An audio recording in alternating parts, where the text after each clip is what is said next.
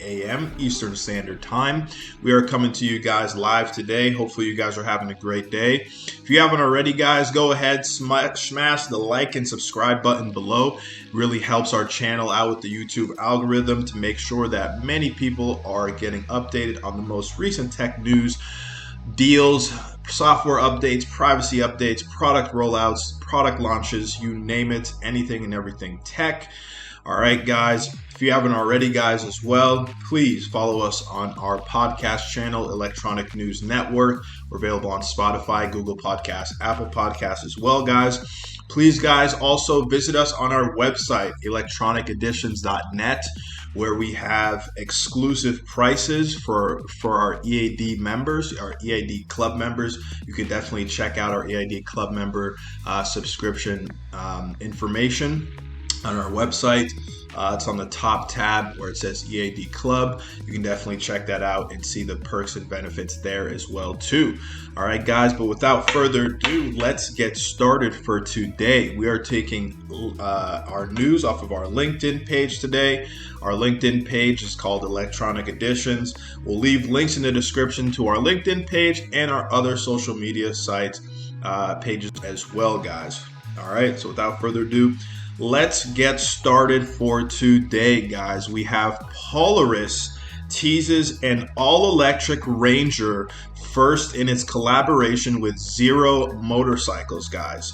So the first electric power sports vehicle is to emerge from the new collaboration between Polaris and Zero Motorcycles. Will be a battery-powered Ranger utility side by side. The companies didn't provide any details about the vehicle's range, battery pack, or price, but they did say the production on the new UTV, or utility terrain vehicle, was expected to start in December of 2021, guys. So it looks like that this powerhouse train Ranger, all electric, looking sexy, is looking to be expected to produce in production at the end of 2021, guys. So this is going to be a big game changer, guys. And obviously, guys, if you want to learn more, you guys want to check out more pictures and probably more videos, go ahead, follow us on LinkedIn, click into the article. You can definitely learn more there too. Moreover, guys, we got your pricing on gaming, guys. So some of you guys, there's a lot, you guys see there's lots of gaming consoles coming out. There's the PS5, there's the Xbox Series X, the new Nintendo Switch. But maybe you guys aren't calculating the cost of how much it costs to keep gaming, right? So here's how much you're truly spending on gaming now. Here's pretty much the breakdown. As you can see from this chart, you can see that to the left, you have the Xbox Series X, the game console with 2 games costs around $418, and with the PS5 it costs around $518. Could be a little bit more. Most likely for these are probably right now going to be a little bit more, since it's kind of hard to get them. It was harder to get them. Once they started launching, it's still a little bit hard to get them, but they're starting to come more back on the shelves, which is good. Still pretty pricey though, right? So to determine gaming's true cost, you need to take into account that almost everything is online and multiplayer these days, right? So at a minimum, that's $60 per year, right? We know on the PlayStation Network, I know that it's $60 a year, which is not that bad of a deal instead of paying $10 a month, right? And also for the, similar for Xbox, right? You need a super fast internet connection, which they estimate starts at $1,020 per year, right? So if you're paying for internet, Wi-Fi, and stuff like that. You also need extra storage for your game. So 1 terabyte for Xbox is $220 and $230 for the PlayStation, right? So that's how much it would cost extra on top of the actual price if you want a 1 terabyte. And I think the 1 terabyte, obviously, if you're a gamer, if you're a true gamer, you download lots of games, you need space, get the 1 terabyte, even though it does cost a little extra. But hey, if you can afford it, go for it, right? So finally, they factor in the TV. This this is a bit weird, right? So it's not like owning a 4K TV is exclusive to gamers after all. But that said, 4K does seem like a prerequisite for a decent view for the virtual gaming fields, right? So factor in almost $1,400 minimum for a TV that does the job, and that's probably on the cheaper side. Yeah, $1,400 for a 4K TV, guys. I can definitely say, honest of a shadow of a doubt, that is definitely on the cheaper side for a 4K TV. If you can get a 4K TV for around $1,000 or $1,400, that's a pretty good steal, right? Lots of 4Ks and even 8K TVs are going for at least $2,000, $3,000, $4,000. You know what I mean? Obviously, you guys saw the OLED, I think the mini LED TV, which actually 162 inch, guys. Remember, we looked at that. Cost over $250,000, almost close to up towards $500,000, guys, just for a 162 inch TV. Obviously, you're not going to be on the extreme side, depending on your budget, depending on where you live and what you want, right? But we know that gaming in general, if you're just starting from scratch, you just moved into a new apartment, you're looking to buy TV, you're looking to buy games, maybe you're looking to buy speakers along with that to go with the sound surround system. It's going to be pretty pricey, guys. So definitely factor in those costs. Another thing that I wanted to talk about with this topic too, guys, is the fact that gaming, right, it does cost a lot, right? But there's new gaming streaming features, right? Such as was the Google Stadia, such as now Amazon Luna, guys. If you watch our previous episodes, you can definitely, I believe it's the episode before this one as well. We talked about Amazon Luna, or the one before that episode, I believe 31 or 32. We talk about Amazon Luna. You could also see we talk about Amazon Luna on our Electronic Editions blog on our website. We talk about Amazon Luna, right? Those streaming services are very, very cheap, right? So they're going for about $5, $5 to $15. So pretty much $20 a month, right? If you get complete packages and everything like that. You just need the controller, you hop on a network, and you don't need to download anything. You browse the gaming selection and you just play, and the graphics are spectacular, right? So we're entering a new way of gaming, especially with these virtual online gaming streaming services, that are coming out and popping up. Very, very popular. And so many people, there's an audience that will still buy those very expensive consoles. Don't get me wrong. Me personally, I will always probably still buy consoles, but I will not negate and neglect the fact that there is gaming streaming services such as Amazon Luna and such as Google Stadia, and even Xbox streaming app. They have a streaming services where you can just play, browse games, and just play, right, on hotspot on the network, right? And it's just that simple, right? So definitely take those costs into consideration, guys. If you want to learn more about this too, go ahead, follow us on LinkedIn, click into the article, and you guys can definitely learn more. All right, guys. Moving forward, guys, we got Pokemon.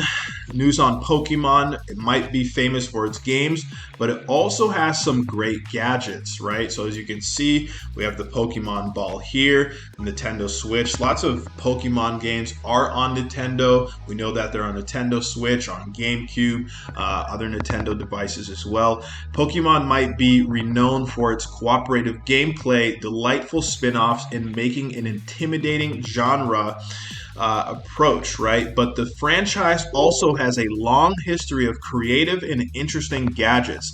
The series is bursting with technology. The original in-game Pokédex clearly takes an inspiration from early Palm Pilot-like devices. For example, and if you think about them, Pokeballs are technological marvels. They somehow transform living creatures into particles that can be transported across the world. And even the TV shows, the Pokeballs can even shrink. We know that to be true, right? So it's not all that surprising that there have been many Pokemon themed toys and hardware too. So very, very cool, guys. As you know, you guys are Pokemon fans. You guys know that there are lots of cool, neat gadgets. I know if you're a Pokemon fan, I know probably everybody has this gadget right here on the screen, the little Pokeballs. Very, very cool. I know when I was a kid, I used to have Pokemon cards. We used to just play Pokemon, Digio, was it Digito or Digio or whatever, but also Yu-Gi-Oh! And stuff like that. Very, very nice. Pokemon's amazing. Moreover, guys, we got the Stadia version of Terraria, right, is back in production, right, after developer reconciles with Google. So many of us, we know that Google Stadia has stopped the production, or Google has stopped the production of the Google Stadia. They're focused on other parts of their brand, other parts of their business, right? Other parts of, fixing up certain software updates, developing different projects, right? So it looks like the version of the Terraria, which is a version of the Google Stadia, is called the Terraria, is back in production, right? So what does that mean, right? What does that mean? Right, so earlier this month, Terraria co-creator Andrew Spinks announced that his studio, Relogic, would cancel a Google Stadia port.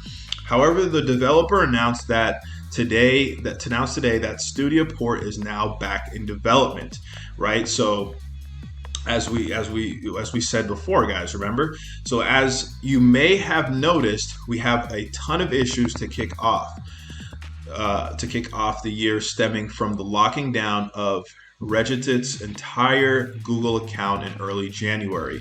Relogic said in a recent Terraria forum post, after a month of pushing and with the immense support of our fans, Google has finally reached out and was able to provide a lot of transparency around the situation and to restore access to all of our accounts.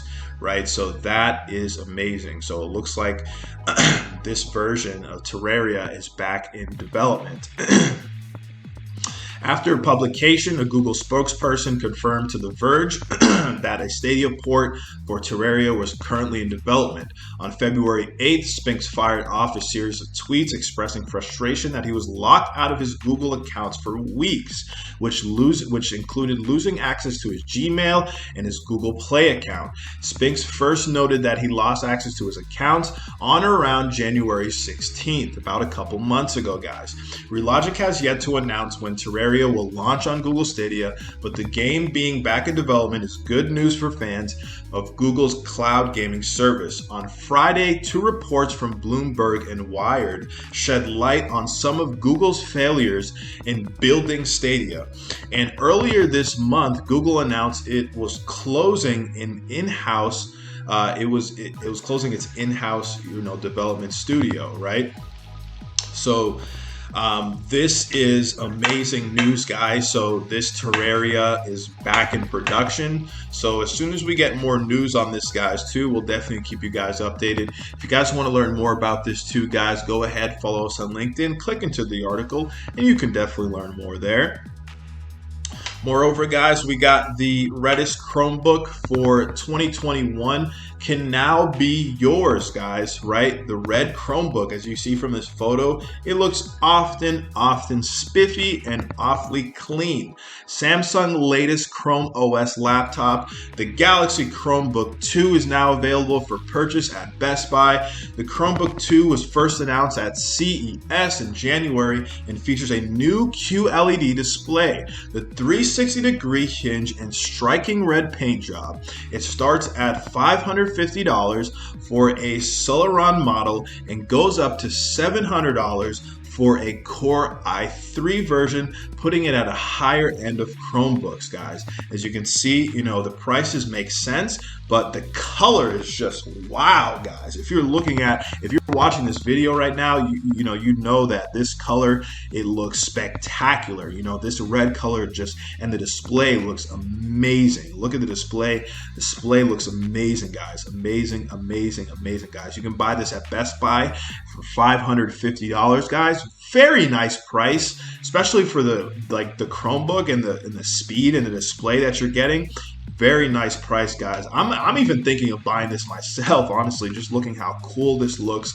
You can probably do lots of work on here, looking very, very cool. But honestly, it says that it has the i3 processor, which is a little bit slow. I know i3s are kind of slow. i5 are a bit faster, much better. i3s, I don't know, it could get, it'll get some jobs done if you don't have a lot of stuff to download and to work with, but i3 a little bit slow. That's the only thing that would be a downside to this that I would see, but not too shabby, not too shabby.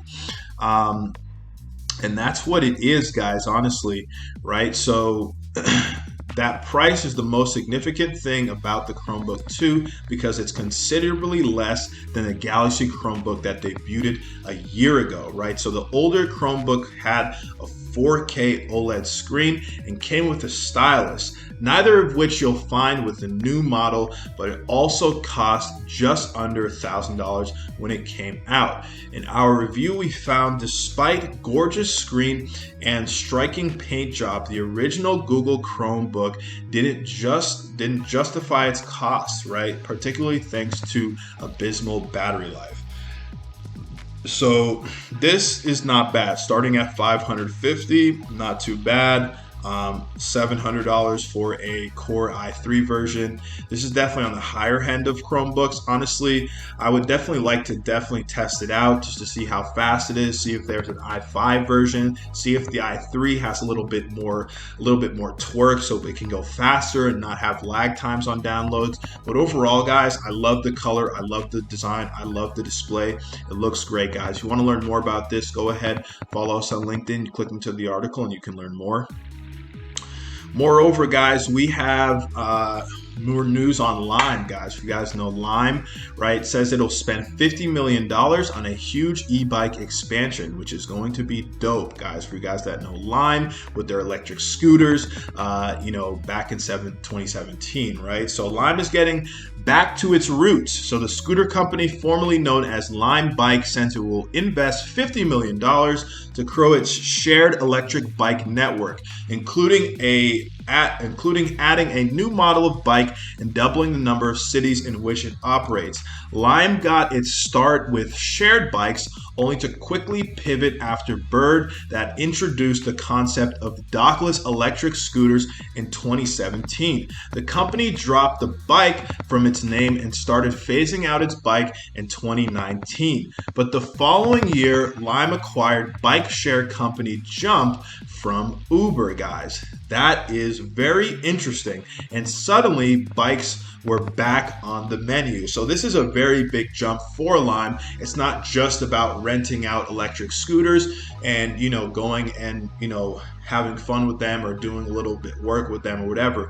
Now they're doing e-bikes, which is really cool. So in the summertime, right, if you're looking to make some extra cash and, you don't really like working too much in the office, you like doing some deliveries, borrow an e-bike, borrow a Lime bike, probably at a good price, and go ahead and ride it around, start doing deliveries, right? So it's an e-bike, it looks really cool. I bet they're gonna make them really nice too, guys. So very, very awesome by Lime, very good move by Lime. So we'll keep you guys updates on once more bikes drop as well. If you want to learn more updates too, guys, go ahead and you can click into this article, right? Follow us on LinkedIn, click into this article to learn more. Moreover, guys, we got new AI Deep Nostalgia brings old photos back, including very old ones, to life. So an AI-powered service called Deep Nostalgia that animates still photos has become the main character on Twitter this fine Sunday as people try to create the creepiest fake video possible, apparently, right? So the Deep Nostalgia service offered by online genealogy company MyHeritage uses AI license from ID to create the effect that's a still photo is moving. It's kind of like the iOS live photos feature, which adds a few seconds of video to help smartphone photographers find the best shot, right? So this AI service, guys, right, called Deep Nostalgia. So that's pretty cool, right? So that would be interesting. Imagine bringing having a photo of your grandfather, your grandmother. You're able to see kind of how they moved for at least a good 5 to 10 seconds, how they even looked, how they moved, how they coordinated. That's pretty cool, right? So this is what this AI system is offering, which is amazing. And again, like they said, it's kind of like if you guys have iPhones, or I don't know if this happens on Android, but I know with iPhone it does. You take a photo, you take a selfie, it's that live photo, right? You take a live photo, and once you start going back into the photo section in your gallery on your phone, you can definitely see that the live photo indeed does move. And it does, you see yourself holding the phone, blinking your eyes for a little bit, looking around before, or doing whatever gesture you were doing before you actually captured that photo, right? So this is a very, very cool device. Very, very interesting. And,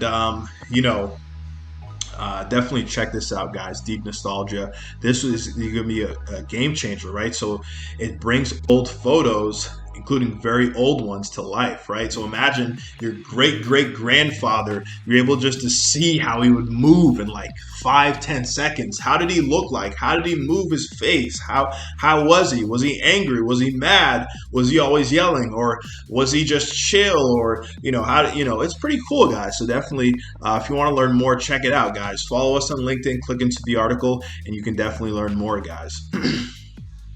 Moreover, we got news on the new Apple iPad Pro 2021. Might be as powerful as the latest Macs, guys. Very, very cool. We're expecting the new iPad Pro 2021 to be powerful, but it could even be more powerful than we thought it would be, right? As the latest leak suggests that its chipset could be as capable as the M1 used in the latest Macs. That is huge. So that means the newest iPad could be as powerful as the latest MacBooks, which is going to be a game changer for lots of people that love using iPad, or even have considered of using iPad, but probably never have even gotten an iPad. So that's according to Mark Gurman, who has a great track record for Apple leaks. Specifically, he claims the upcoming slate will have a new processor that's on par with the M1 chip. That would presumably mean an even better chipset than the A14 Bionic found in the iPhone 12 range. So Gunman additionally claims that the larger of the two upcoming iPad Pro models, which is based on past form, will probably have an 12.9-inch screen, right? So pretty similar to the past one. Will have a mini LED display.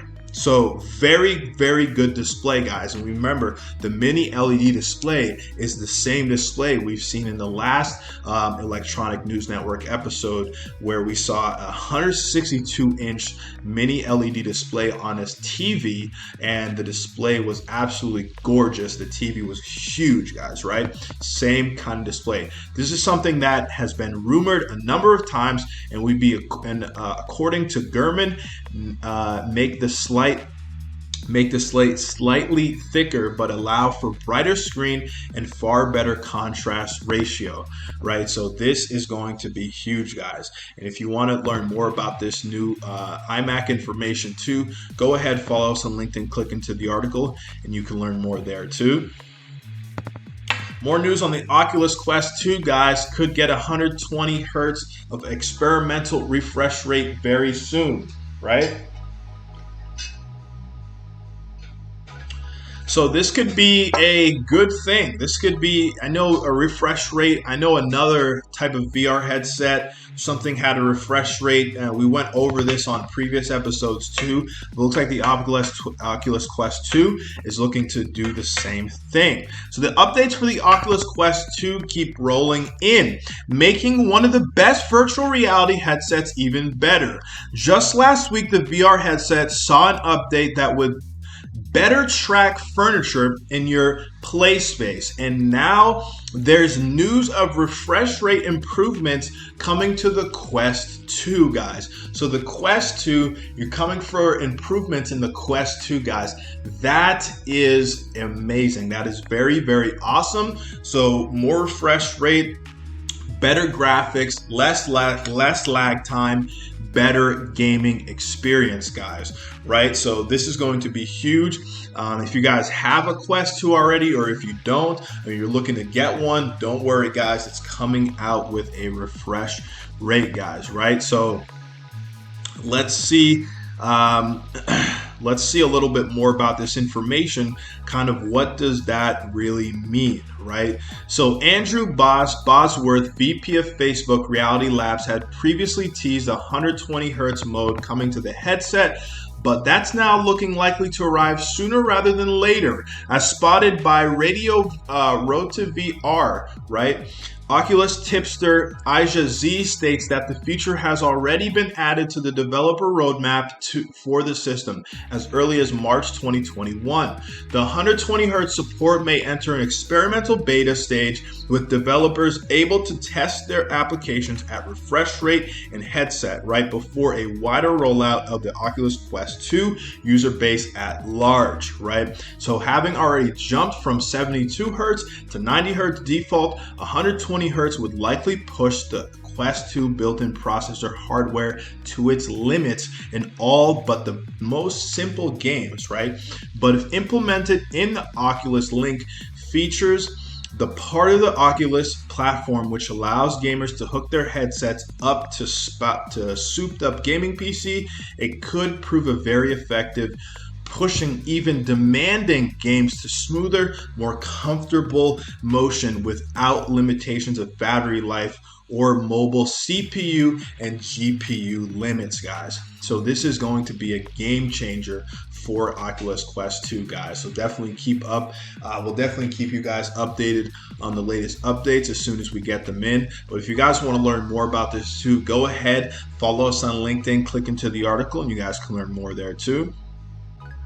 Moreover, we have Microsoft Surface Duo could see Microsoft making big upgrades to its dual screen smartphone, right? So Microsoft Surface Duo has been rumored to be underway since July 2020, and the latest from the grapevine suggests that it will be a 5G device. So the purported sequel to Microsoft's dual screen phone, codenamed Zeta, apparently will benefit an improved camera and will also support 5G connectivity, as mentioned, going by a report from Windows Latest, right? So this is going to be very, very, very cool, guys, right? So it's going to be making big updates, guys. So definitely check this out, and we'll get, more news. We'll definitely keep you guys updated on these updates as well too, guys. But really, what does that mean, right? So the new tech site spotted these details in some Microsoft job listings. One job ad for software firmware engineer in Taiwan, which went live back in September of 2020, is now closed. Described jobs responsibility, including designing, coding RF drivers, RF board, including LTE and 5G technologies, mobile operator certifications, PTCRB, GSF certifications on Microsoft Surface Duo devices. That certainly seems to indicate the 5G support is something which is planned for the next incarnation of Surface Duo, or at least that's what Microsoft is looking towards. Remember, heavy pinches of salt all around, including regarding whether Surface 2 will ever see the day of light again, of course, right? So another job listing points that the points to camera improvements, right? So specifically around the use of machine learning and AI on incoming Android-powered Surface products, right? So the ad for a principal Android camera system, architect engineer talks about ability to deliver great customer experience on our future Surface products, right? And mentions you will define customer experience through expert end-to-end camera pipeline knowledge of Android platform on QC Qualcomm processors. The candidate will develop pipeline architect features that integrate output on the hardware ISP and supplemental image processing algorithm utilizing computational photography and AI machine learning algorithms for various partners. Wow, that was a mouthful, guys. But we know that the camera will be popping. It sounds like this position is all about driving forward with image processing chops, then working with third-party app developers in the delivery of image processing features, right? So all towards an end goal of improving camera performance with a sequel dual screen device. We still don't have an indication of when rumored Surface Duo 2 might launch and whether we might expect it this year, if indeed it is the pipeline from Microsoft, right? So that seems amazing, guys. So we'll definitely keep you guys updated on these rollouts, but that is the major improvements that you can see on the new Surface Pro 2. If you want to learn more about this too, go ahead, follow us on LinkedIn, click into the article, and you can definitely learn more, guys. All right, guys, and in today's world where knowledge is the keyboard, and it is certainly not difficult to find information, it is even too easy for that matter. Still, it's quite different from when it comes to exact technological information. So, Electronic Edition created a podcast channel under its name, Electronic News Network. EAD is a leading online store that aims to provide you with modern devices and a modern way of life. Electronic Edition's online store is time-saving, boundless, cost-effective, trouble-free, and above all, just smart. Definitely, guys, go ahead, follow us on our podcast channel, Electronic News Network, guys. We're available on Google Podcasts, Apple Podcasts, Spotify, and Stitcher as well, guys. And definitely check out our website again, electroniceditions.net. Moreover, guys, you can learn more about Amazon Luna, the new gaming streaming service, at our EAD blog, right? So Amazon, which now produces video games after the acquisition of several studios, has entered cloud gaming with its new service called Amazon Luna. Amazon therefore joins Sony, Microsoft with the Game Pass, Google and its Stadia, and many other market players. Gamers can experience the Amazon Luna on Windows, macOS, and iOS, but not yet on Android. But the best part is that the gamers can experience Amazon Luna on Fire TV. The Fire TV allows users subscribe to Amazon's Prime service to enjoy Netflix, Molo TV, YouTube, and of course Amazon Prime Video on any TV with a small HDMI stick. This is very, very convenient, guys. If you want to learn more about the Amazon Luna, guys, go ahead, go to our website, electroniceditions.net. You can go in our blog section. You can definitely learn more about Amazon there too, guys. All right, guys, that is going to be the news for today, guys. There is definitely more news on our LinkedIn page, so if you want to go ahead, follow us on LinkedIn. We'll leave a link in the description. Follow us on our Facebook page as well, as we have different types of news, more about product rollouts, product releases, product updates, gaming releases, and stuff of that nature, and our other social media channels as well, guys.